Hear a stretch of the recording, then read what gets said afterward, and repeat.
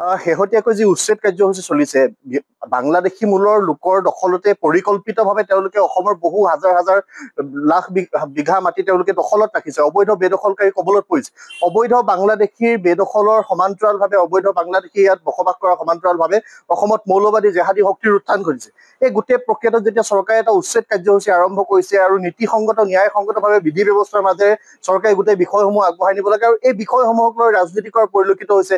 কংগ্ৰেছ দলেই হওক, ৰাইজৰ দলেই হওক, আমাৰ শিৱসাগৰৰ বিধায়কগৰাকীয়ে গৈ উচ্ছেদিত লোকৰ কাষত থিয় হৈ বিভিন্ন ধৰণে উচ্ছেদ কাৰ্যসূচীক বাধা দিবৰ কাৰণে যি প্ৰচেষ্টা তেওঁ অব্যাহত ৰাখিছে, এই গোটেই বিষয়টোৱে অসমীয়া জাতিসত্তাটোৰ প্ৰতি ভাবুকি কঢ়িয়াই আনিব।